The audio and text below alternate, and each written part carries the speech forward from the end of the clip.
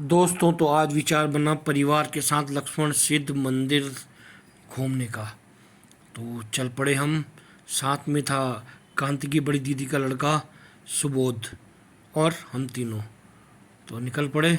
और ये देखिए, ये रास्ता जा रहा है लक्ष्मण सिद्ध मंदिर को। हर्रावाला से थोड़ा सा आगे जा कर के आप किसी से भी पूछ सकते हैं लक्ष्मण सिद्ध मंदिर का रास्ता। तो ये रास्ता जंगलों का है थोड़ा सा। हालांकि यहाँ खतरनाक जानवरों का डर तो नहीं है, लेकिन थोड़ा बहुत बंदरों का डर रहता है। तो आप अपने हाथ में यदि कोई डंडी वंडी पकड़ ले तो थोड़ा सा बंदरों का कम हो जाता है हमला करने की संभावना। नहीं तो अगर जो आपके हाथ में अगर जो गुड़ लेके आ रहे हैं या कुछ खाने का सामान लेके आ रहे हैं तो वो आपसे छीन सकते हैं। इतना ध्यान रखिएगा कि वो आपसे उस सामान को छीन सकते हैं, चाहे वो आपके हाथ में गुड़ की भेली हो या अन्य कोई सामान। ये देखिए, ये भीड़ शुरू हो गई उनकी। ये देखिए। और ये पैदल यात्रियों पे तो ज़्यादा छीनने की कोशिश करते हैं उनसे, अगर जो उन्हें खुला कुछ सामान दिख जाता है, गुड़ मिठाई या कुछ भी अन्य इस तरह का सामान। तो इसलिए जो है इनसे यहाँ पर सावधान रहने की ज़रूरत पड़ती है अगर जो आप पैदल चल रहे हैं तो।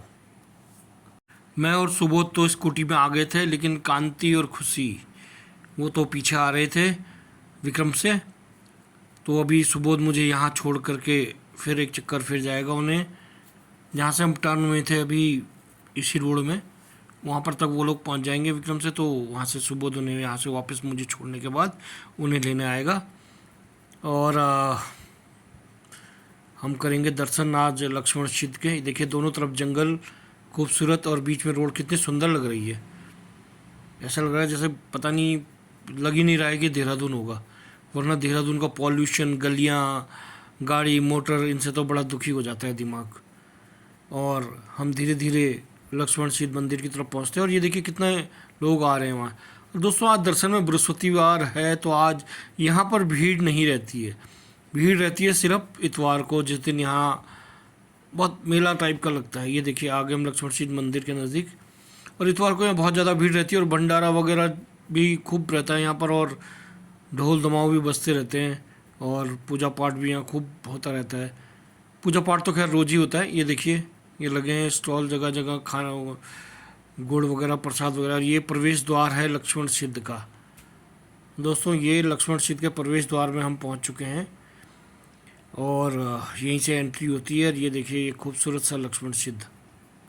जगह जगह पर प्रसाद बेचने वालों की दुकानें सजी हैं, और चाय पकोड़े बेचने वालों की दुकानें भी हैं यहाँ पर। क्योंकि मौसम हो रहा है ठंडा। ठंडा तो क्या हो रहा है, मतलब बाहर तो ठंडा ही है हल्का फुल्का, क्योंकि बरसात का मौसम आ गया है। बारिश खूब हो रही है, पर आज हमारी किस्मत से बारिश अभी तक तो नहीं हुई है। सुबह तो थी, लेकिन अभी तो फ़िलहाल हमारा रास्ते भर में हमें बारिश नहीं हुई। अब देखते हैं जाते समय। और ये घूम रहे हैं हमारे वानर राज जी, जो कि शायद जा रहे हैं पंडित जी से कुछ इस उम्मीद में कि वो उन्हें कुछ खाने को देंगे। और यहाँ से आवाज़ें दे रहे हैं पंडित जी को, और पंडित जी भी इनकी आवाज़ें पहचानते हैं।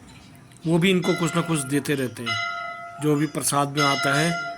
तो वो इन जानवरों को, चाहे वो गाय हो बंदर हो, पंडित जी लोग इनको कुछ ना कुछ देते रहता है। अभी शायद आने वाले होंगे इधर से। तो वो बंदर भी तभी इसी उम्मीद में आया, क्योंकि जब वो देते होंगे तभी आया भी है, वरना इसने आना नहीं था। तो इसे उम्मीद है यहाँ से कुछ मिलेगा। और यदि इन्हें मिलता नहीं है तो ये क्रोधवश छीन भी देते हैं। हाँ, मैंने कई बार, एक बार तो मेरे से भी बेली छीन के ले गए भाई। वो रोड में जहाँ से हम आ रहे थे ना, वहाँ से एक पूरी बेली छीन के ले गए। और लोगों से तो छीनते ही रहते हैं। ये देखिए, आए पंडित जी और ये केले का प्रसाद इन्हें दिया और वो खुश हो गया। अब ये इस तरह से अपनी डिमांड करते हैं, और पंडित जी भी प्यार से इन जानवरों को कुछ ना कुछ प्रसाद स्वरूप जो भी आता है मंदिर में, वो इनको ज़रूर देते हैं। और ये केले का आनंद उठाता हुआ वानर राज। दोस्तों, देहरादून में 4 सिद्ध हैं: लक्ष्मण सिद्ध, मानक सिद्ध, कालू सिद्ध और माणु सिद्ध। देहरादून की भीड़ भाड़ चहल पहल से दूर यह क्षेत्र बिल्कुल शांत इलाके में स्थित है। जहाँ पर आपको लगता भी नहीं कि हम शहर के अंदर हैं। बिल्कुल शांत, चारों तरफ प्रकृति। इस स्थान पर लक्ष्मण जी ने तपस्या की थी, क्योंकि उन्हें लगा था ब्रह्म हत्या का श्राप, जिससे मुक्ति के लिए उन्होंने यहाँ पर लंबे समय तक तपस्या की। इसीलिए इस स्थान का नाम पड़ा लक्ष्मण सिद्ध। यहीं से कुछ दूरी पर, जहाँ पर मैं जा नहीं पाया लेकिन थोड़ी सी दूरी पर है, आप लोग अगर जाना चाहे तो जा सकते हैं, एक कुआं भी स्थित है जिसमें सीता माता को प्यास लगने पर लक्ष्मण जी ने धरती पर अपना बाण मारा और धरती से जल को उत्पन्न किया और सीता माता की प्यास बुझाई। और ये है मेरे भाई पंडित नितिन बर्थवाल जी, जो कि यहाँ के पुजारी भी हैं और पंडिताई भी करते हैं। बाकी अभी मैं भाई नितिन बर्थवाल को बोलूँगा, वो थोड़ा हमें यहाँ के बारे में बताएगा। पंडित जी, ये देखिए यहाँ पर भीड़ तो है नहीं आज खास, परंतु फिर भी कुछ एक लोग हैं जो आए हुए हैं। शायद इतवार को उन्हें समय नहीं मिल पाता होगा, तो आज बृहस्पतिवार को वो लोग यहाँ आए हैं। इतवार को दोस्तों यहाँ पर काफ़ी भीड़ रहती है। वैसे सही कहूँ तो यहाँ आना इतवार को ही चाहिए, खूब नज़ारा देखने लायक रहता है, भीड़ भाड़ भी खूब रहती है, रौनक रहती है यहाँ मंदिर में, और आदमी किसी तरीके से किसी भी प्रकार से उसको बोरियत का आभास नहीं होता। ये देखिए शिव जी शिवलिंग पर जल चढ़ाते हुए लोग, और ये मेरा परिवार भी। दोस्तों, जो भी आप लोग देहरादून से बाहर रहते हैं, कभी देहरादून आना हो तो इस मंदिर में ज़रूर आएँ। लक्ष्मण सिद्ध कोई दूर भी नहीं है और प्रसिद्ध भी बहुत है, और सिद्ध बाबा का आशीर्वाद प्राप्त करके जाएं। कहा जाता है अगर जो कोई भी आदमी यहाँ आता है तो उसकी मनो इच्छा ज़रूर पूर्ण होती है। और खूबसूरत जगह तो ये है ही। खैर, आप घूमने के लिए भी आते हैं यहाँ पर तो बहुत ही सुंदर है यहाँ पर, मतलब मन को असीम शांति का अनुभव होता है। अगर जो आप शांति की तलाश में भी आएँ तो आप यहाँ आ सकते हैं कुछ पल के लिए, शहर की भीड़ भाड़ से दूर। यदि आपका मन हो कुछ अलग देखने का तो यहाँ आया जा सकता है। और ये भगवान के ध्यान में लीन पत्नी और पुत्री।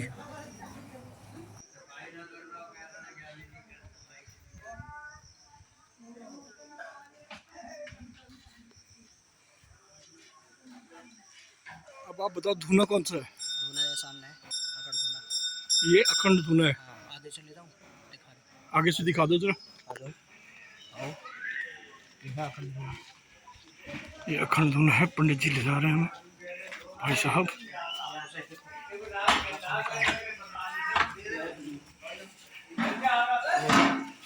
ये है धुनी, अखंड धुना। अच्छा अच्छा अच्छा अच्छा अच्छा, ठीक है, ये सतयुग युग से है, त्रेता युग से। त्रेता युग से। हाँ, इसकी अग्नि स्वयं प्रज्वलित होती है। अच्छा, और क्या, स्वयं प्रज्वलित। योगियों से, स्वयं से। जब इसमें पूजा पाठ होता है ना, हाँ तो उनमें जैसे हम वो डालते हैं हाँ, आहुति है, तो एकदम से अपना प्रज्वलित होती है वो। अच्छा ठीक है, आगे आपके एक रुद्राक्ष का पेड़ गया है। अच्छा, 7 समाधि है, 7 समाधियाँ। समाधि स्थल दिखा दो। तो ये भाई दे रहे हैं हमें मंदिर के बारे में विभिन्न जानकारियाँ। अच्छा, समाधि स्थल है जहाँ पे यहाँ पे पहले बाबा लोग रहते थे। हाँ हाँ हाँ, समाधि स्थल है, सामने शनिदेव का है।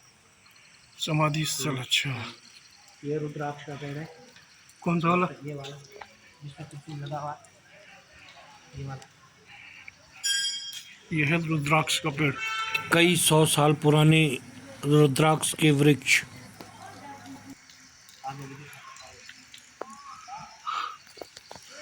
अच्छा, पंडित जी हमें कुछ दिखाने ले जा रहे हैं।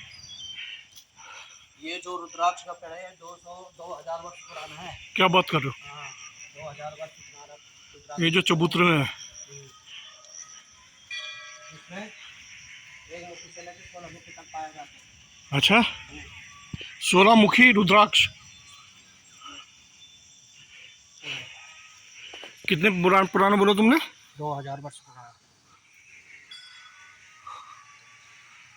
2000 वर्ष पुराना ऐतिहासिक ऐतिहासिक वृक्ष रुद्राक्ष। रुद्राक्ष का। अच्छा जी, बहुत सुंदर। रुद्राक्ष लगे रहते हैं इसमें, लेकिन आजकल अभी है नहीं, पहले अभी गर्मियों में थे, लोग ले जाते हैं ना उठा के। अच्छा अच्छा, नीचे गिर जाते होंगे ना। नीचे गिर जाते हैं। इससे आगे जो है एक तार लाइन जा रखी है, वहाँ पे कुआं है। वहाँ अच्छा। पे जो है लक्ष्मण जी ने जब आए थे हाँ। तो उन्हें ब्रह्म हत्या हुई थी, तो उसके पश्चात उन्होंने तप किया था, तो उन्हें प्यास लगी हुई थी, तो उन्होंने तीर मारी थी वहाँ पे। तो अच्छा। जल जो है स्वयं प्रज्वलित हुआ। अच्छा अच्छा अच्छा हाँ अच्छा जी। अच्छा अच्छा अच्छा अच्छा। जो पहले की दूध की धारा में हुआ था स्वयं, और फिर जल में धरती के अंदर से निकला। हाँ स्वयं तीर मारी थी ना उन्होंने। हाँ हाँ हाँ प्यास हाँ। लगी थी तब उन्होंने जल के, जो कुआं अभी भी दिखाई देता है वहाँ पे प्रसिद्ध है। चलो जी, बहुत बढ़िया जानकारी दी पंडित जी आपने हमें। ये मेरा भैया है, बुआ जी का लड़का, जो यहाँ पंडित जी भी है, और इन्होंने अच्छा हमें बताया यहाँ पर। तो श्री बर्थवाल जी ने हमें यहाँ के बारे में बहुत अच्छी और ज्ञानवर्धक जानकारियाँ दी हैं, जो कि हमारे काम आएंगे। अगली बार जब हम किसी के साथ आएंगे तो उसे ये जानकारी हम भी दे सकेंगे, हम बांट सकेंगे।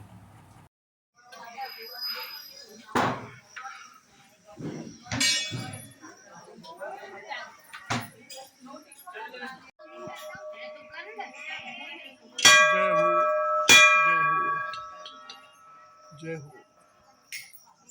तो मंदिर परिसर में घूमने और पूजा करने के बाद अब पेट में थोड़ी सी भूख भी लगने लगी थी और चाय की भी इच्छा प्रबल हो चुकी थी। ये सुबह तो बहुत चाय पीता है, मेरी भी इच्छा हो गई थी, तो हमने चाय और पकोड़े का ऑर्डर दे दिया। और मौसम भी वैसे ही बन रहा था पकोड़ों वाला, तो पकोड़े क्यों ना खाए जाएं।